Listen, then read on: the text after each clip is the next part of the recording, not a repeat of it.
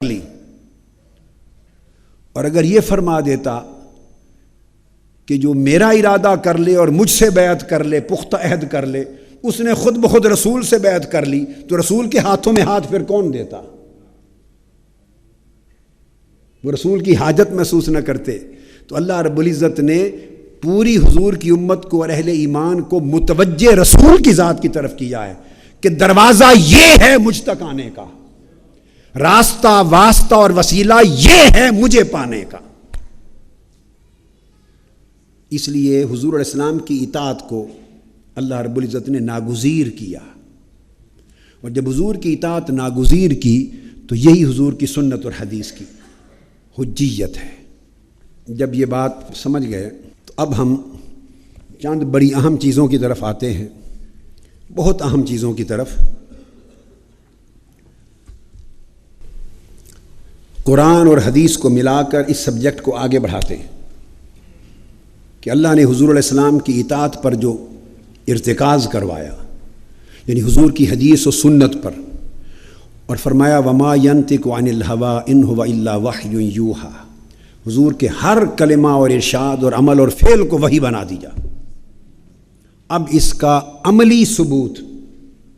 عملی شہادت قرآن اور حدیث سے دیتے، پتہ چلے کہ حدیث کی اہمیت کیا ہے، دورہ حدیث کیوں، اور کیوں حدیث و سنت کی طرف رجوع کی ضرورت ہے۔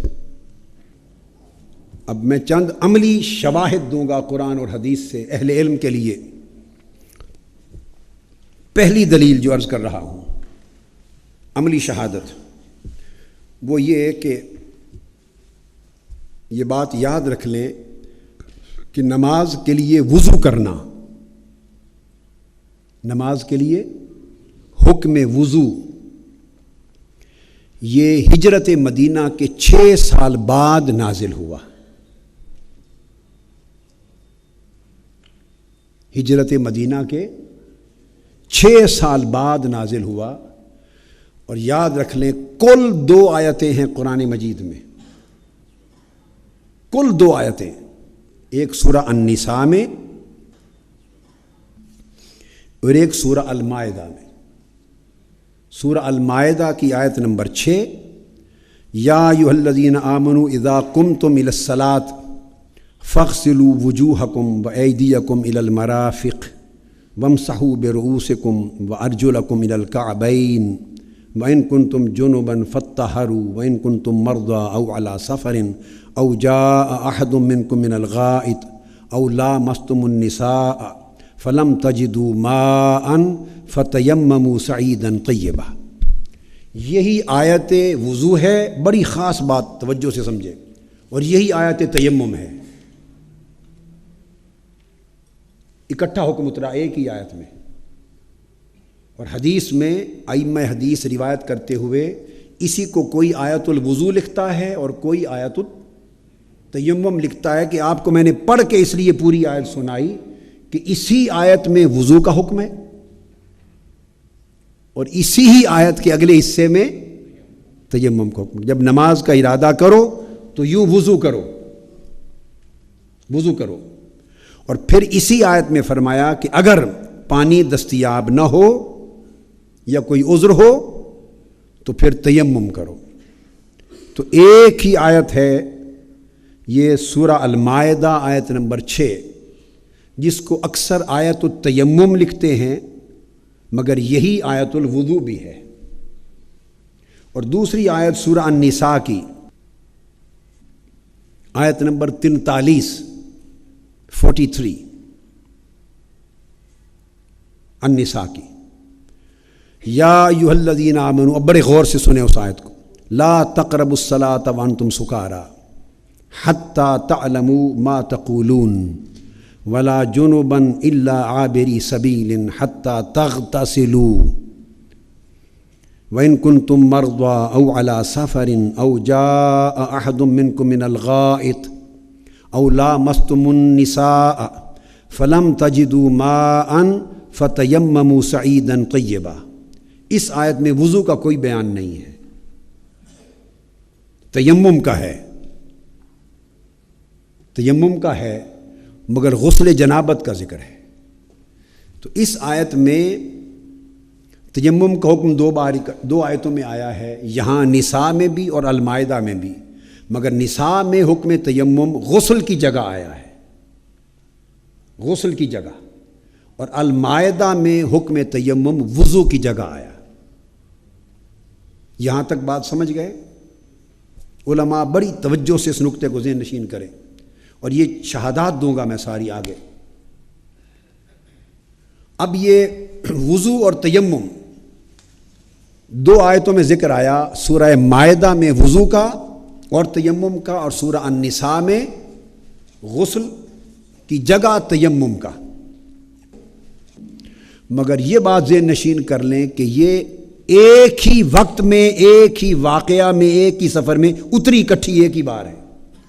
ان کا شان نزول الگ الگ نہیں ہے۔ غزوہ بنی مستلق جس میں لشکر قافلہ گیا، 6 ہجری میں اس غزوہ پر آقا علیہ السلام تشریف لے گئے، وہاں سے واپس پلٹے اور حضرت ام المومنین عائشہ صدیقہ رضی اللہ تعالی عنہ کا ہار ٹوٹ کے نیچے گر گیا۔ معروف واقعہ ہے جس کو واقعہ افک بہتان کا واقعہ بھی کہتے ہیں، ہار ٹوٹنے کا واقعہ، اور تہمت لگی۔ اور بعض حدیث میں آیا ہے کہ آپ کا ہار تھا، حضرت عائشہ صدیقہ رضی اللہ تعالی عنہ کا۔ ایک روایت میں بیان فرمایا ہے کہ اسماء میری بہن کا ہار تھا، اسماء بنت ابی بکر۔ مگر تطبیق یہ ہے کہ جہاں حضرت اسماء کا نام لیا تو اس کی تطبیق یہ ہے کہ غالباً ہار اصلاً آپ کی بہن حضرت اسماء کا ہوگا، اور آپ نے عاریتاً سفر کے لیے لیا، تو چونکہ آپ کا تھا اس وقت پہنا ہوا آپ نے تھا، تو فرمایا میرا ہار تھا۔ وہ ہار ٹوٹا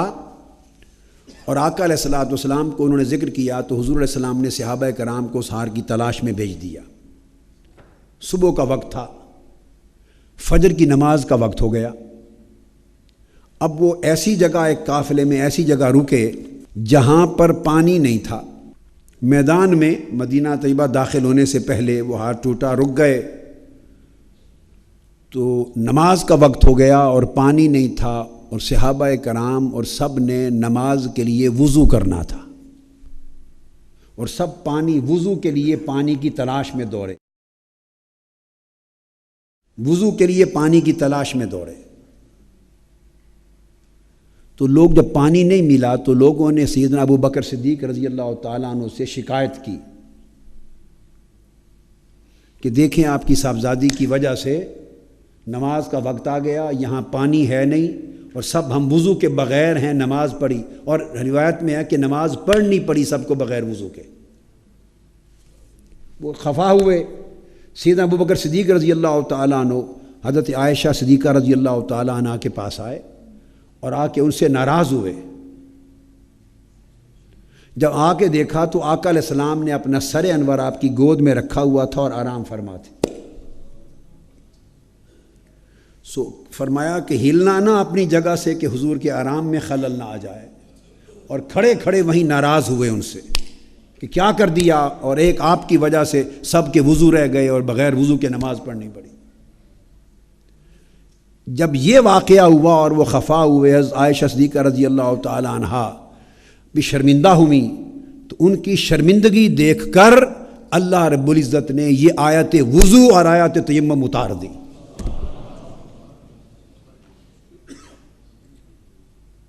اب جو بتانا چاہتا ہوں وہ یہ کہ وضو اور تیمم کی آپ نے دیکھ لیا ایک ہی آیت ہے، اور پورے قرآن میں الحم سے والناس تک کوئی تیسری آیت نہیں ہے، الگ تحقیق ثابت بتا، ایک ہی آیت ہے وضو اور تیمم کی، وہی آیت الوضو، حکم وضو، اذا قمتم الى الصلاة فاغسلوا وجوہکم وایدیکم، حکم وضو اسی آیت میں اترا۔ اور اگر پانی دستیاب نہیں تو تیمم کر لیا کرو، اسی آیت کا حصہ تھا۔ یہ آیتیں بھی دو الگ نہیں ہیں، تو اللہ نے یہ آیت اتار دی، اس لیے کسی نے اس کو آیت تیمم لکھ دیا، کسی نے اس کو آیت الوضو لکھ دیا۔ اب سوال یہ جب آیت تیمم اتری اور وضو اتری، متفق علیہ حدیث، ابھی میں یہ اب دورے کا حصہ بن جائے گا، بخاری سے ابھی آپ کو پڑھ کے سناؤں گا، صحیح بخاری سے، جب ان کی وجہ سے وضو اور تیمم کی نعمت ملی تو وہ جو شکوہ کر رہے تھے سیدنا صدیق اکبر رضی اللہ تعالیٰ عنہ کو،